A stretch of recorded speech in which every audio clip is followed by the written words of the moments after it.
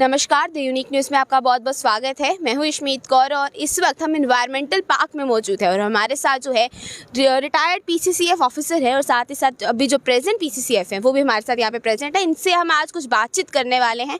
आइए शुरू करते हैं।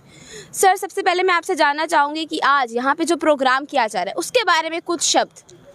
जो फॉरेस्ट डिपार्टमेंट है, आपको पता ही है कि नेचर को कंजर्व करता है और जितने भी इन्वायरमेंटल कंसर्न्स हैं उनको लोगों के बीच में डिस्कस करता है या उसकी एक जागरूकता जो है, तो उसी सिलसिले में फॉरेस्ट डिपार्टमेंट के हेड ऑफिस से नरवाल में जो है वहाँ से एक ग्रीन मार्च निकाला गया, जिसमें आप देख रहे हैं कि बच्चे भी हैं और फॉरेस्ट का फ्रंट लाइन स्टाफ है, फॉरेस्ट ट्रेनीज़ हैं मीरा साहब स्कूल से और बाकी कुछ नेचर लवर्स हैं।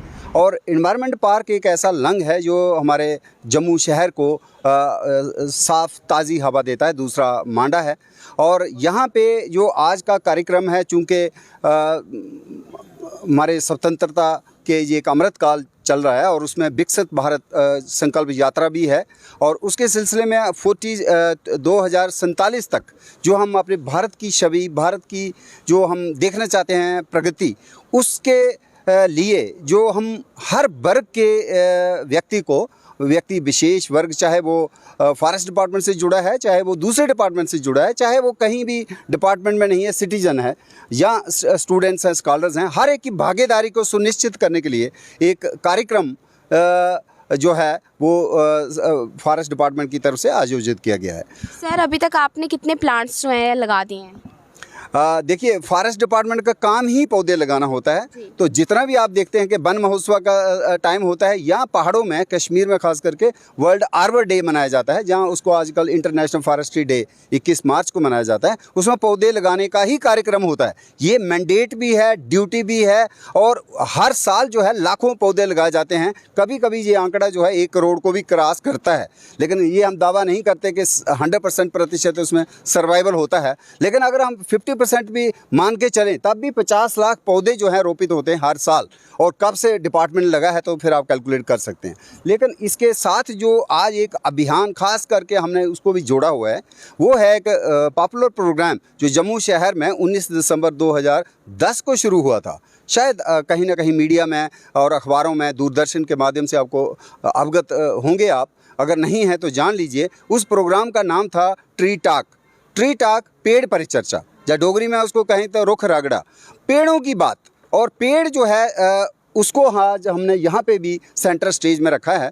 आते ही प्रिंसिपल चीफ कंजर्वेटर जो रोशन जग्गी जी मेरे साथ खड़े हैं, इन्होंने जो पौधा रोपित किया वो है जियो पोता का पेड़। जियो पोता वो पेड़ है, जम्मू की जो सल्तनत है, जब भागडोर जो है महाराजा गुलाब सिंह ने संभाली थी, उन्होंने किसी पेड़ के नीचे राज तिलक लिया था और वो कारोनेशन सेरेमनी जिस जगह पे हुई थी उसी पेड़ से वो आज चर्चित है, मशहूर है, जियो पोता घाट। जियो पोता चूँकि उस पेड़ का डोगरी नाम है, तो 17 जून 1822 में उसका डोगरी नाम बड़ा अच्छा था। उससे भी हज़ारों साल पहले से ये नाम लोगों में था, जनमानस में था, लेकिन उसकी जो वैज्ञानिक पहचान है, साइंटिफिक पहचान है, वो 4 साल बाद होती है। साइंटिफिक नाम, वैज्ञानिक नाम उसको 1826 में मिलता है, लेकिन 4 साल पहले ही राज तिलक हो गया था और जियो पोता का दबदबा था। और जिस तरह से रुद्राक्ष की महिमा है, उसी तरह से इसके भी फलों को बच्चे के गले में और डाला जाता है और काफ़ी ये लक्की ट्री माना जाता है। तो शायद वो भी बात हो कि महाराजा गुलाब सिंह का इतना राज लंबा चला और कहाँ लद्दाख के जोरावर सिंह के, उनके सेनापति के चलते हमने कहाँ सरहद को पहुंचाया। तो ये प्रोग्राम जो है ट्री टॉक का प्रोग्राम, जिसमें हम पेड़ को जोड़ करके धर्म को जोड़ते हैं, आस्था को जोड़ते हैं। कार्बन सिक्वेस्ट्रेशन, आपको पता ही है, कॉन्फ्रेंस ऑफ पार्टीज़ की जो COP28 मीटिंग हुई है, जो यूनाइटेड नेशंस करता है, वो दुबई में हुई, UAE में, और उसके चलते बहुत सी जो है नई एग्रीमेंट्स होते हैं। जैसे फाइनेंस चाहिए, लॉस एंड डैमेज हो जाता है, अपहीबल, फ्लड्स होते हैं, ड्राउट्स होते हैं, कितना नुकसान हो जाता है, उसकी इकानमी की भरपाई कौन करेगा?